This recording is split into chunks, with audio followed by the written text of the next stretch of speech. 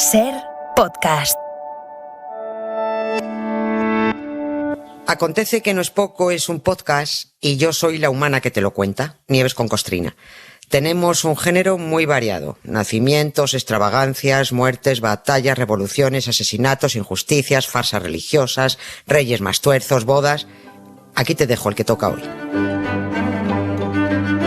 Pues hoy nos trae Nieves una historia fascinante. Nieves, buenas tardes, hola. Hola, buenas tardes, Carlas, ¿cómo fascinante, estás? como siempre, pero es que tiene de todo. Tiene aventura, tiene misterio, tiene riesgo, tiene política. Yo, de hecho, no entiendo cómo nadie ha escrito todavía una novela o ha rodado una peli, porque la trama es sensacional.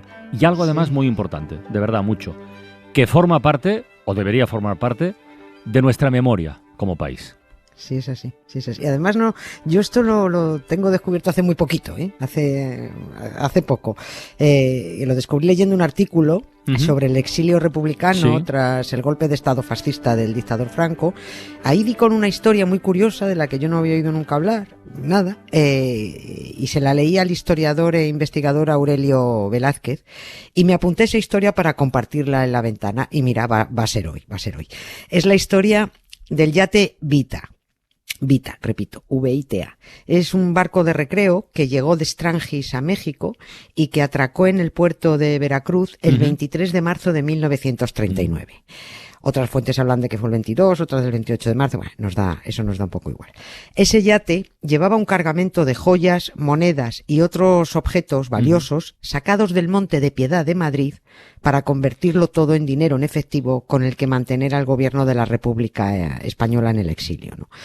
En el año 2010, en una laguna que hay a unos 100 kilómetros de Ciudad de México, a muchísima altura, ¿no?, en un lugar que se llama Nevado de Toluca, unos arqueólogos submarinos, historiadores, investigadores, encontraron unas esferas de relojes, algún relicario de metal malo y unas cajitas donde pone Monte de Piedad de Madrid. Anda. A ver, ¿cómo demonios se había llegado esto al fondo de un lago a 3.000 metros de altitud en pleno centro de México?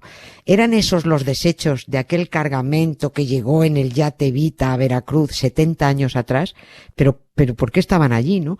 ¿Qué loca aventura escondían esos objetos, no? Pues a por ello. Probablemente ya de mí te has olvidado, y sin embargo yo te seguiré esperando. No me he querido ir para ver si algún día que tú quieras volver me encuentres todavía. A ver, vamos a empezar por el principio, que es lo suyo. Sí. ¿De dónde salió el yate y por qué elige México como destino? A ver, sí, el yate zarpó del norte de Francia, de un puerto en el Canal de la Mancha, prácticamente a escondidas, sin que casi nadie se enterara, y con unas 150 maletas a bordo que contenían los objetos sacados del Monte de Piedad, y esos objetos habían hecho un periplo de locos desde Madrid. Estamos hablando de plena guerra civil, el 39, un periplo de locos desde Madrid hasta el puerto de Le Havre, que es el de donde zarpó el yate.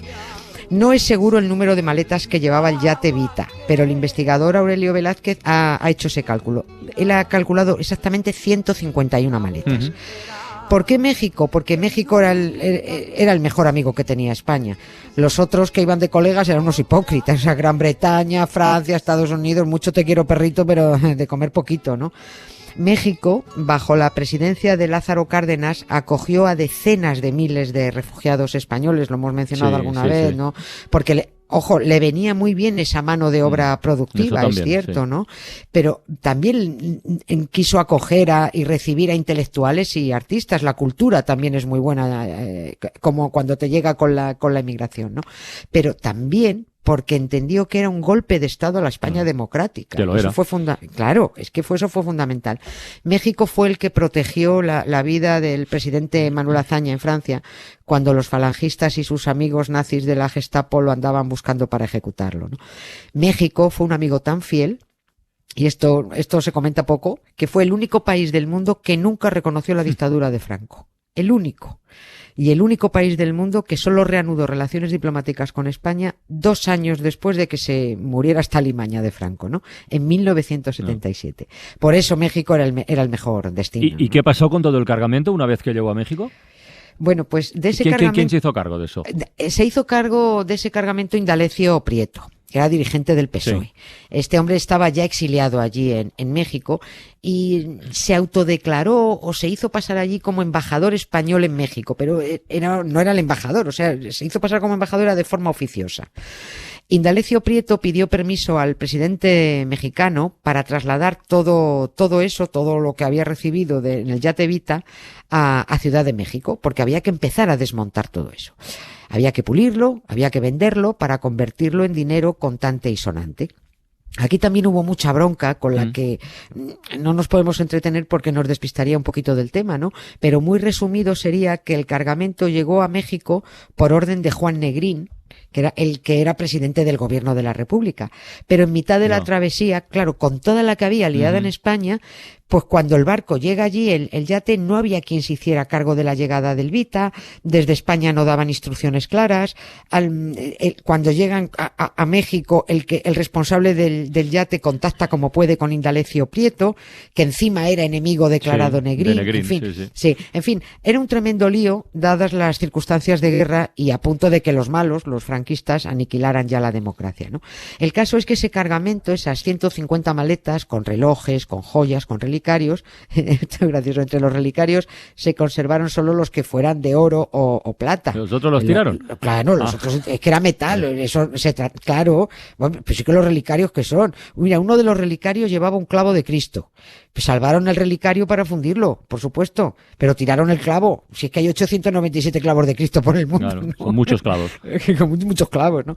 Ese cargamento, digo, lo llevaron a un sitio que a algunos les va a sonar mucho, a una casa del barrio Roma, de la colonia Roma, donde hizo la película Alfonso Cuarón, Anda. Tan premiada, la que gustó a tanta gente. Roma, que triunfó mucho, ¿no? Bueno, pues en la avenida de Michoacán, número 64 de esta colonia Roma, se instaló un taller para desmontar todas las piezas que habían salido de España de Strangis, piezas que habían entrado a México de Strangis y por supuesto sin pasar por aduana y que se iban a pulir sin pagar impuestos. Claro, todo eso que describes, que son irregularidades, se cometieron con permiso del presidente de México. Claro, es que todo era ilegal, ya. Porque, claro, además eran objetos de valor sacados del Monte de Piedad de Madrid. O sea, eran piezas que había que desguazar, convertirlas en irreconocibles para que no se pudieran identificar y nadie reclamara su propiedad. Teniendo en cuenta como decía, las circunstancias de la guerra y que el dinero que se sacara de ahí era para sufragar a la República en el exilio, pues sí, el gobierno mexicano hizo la vista gorda ante todas las irregularidades. En aquel taller de la colonia Roma, los que trabajaban desmontando las piezas estaban controladísimos, ¿no? Llevaban batas blancas sin bolsillos, la llevaban abrochada por detrás, totalmente lisa por delante para no poder guardarse nada, y a estos operarios además les ponían cera en las uñas para que no se pudieran llevar metido polvo de oro ahí. The best things in life are free, but you can keep them for the birds and bees. Now give me more.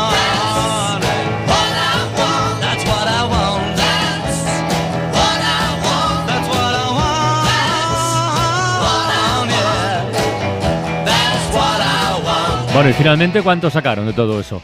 Pues de la venta de las piedras preciosas, del oro, de la plata, de joyas y los relicarios de los que no solo quitaron y tiraron a la basura el clavo farsante, sino todos los huesos y trozos de tela del manto de la Virgen y del mantel y las servilletas de la última cena que ellos llevaban también, ¿no? Pues de todo eso se sacó mucho menos de lo que valía. Pero es que así es siempre que alguien tiene la necesidad de vender, claro, ¿no? Claro. Que el que compra, bueno, pues se aprovecha. Parte del botín lo compró el Banco Central de México, otra parte unos joyeros mexicanos, y el yate lo compró la Armada de los Estados Unidos, que el yate luego tuvo un periplo, tuvo mucha vida posterior, ¿no? Se sacaron 8,5 millones de pesos mexicanos y 5,5 millones de dólares, muchísimo menos de lo previsto. Pero viene la segunda parte, ¿Qué hacer con todo lo sobrante? Los relicarios de hojalata, las esferas de los relojes una vez quitado el oro, las cajas de estaño donde ponía Monte de Piedad de Madrid.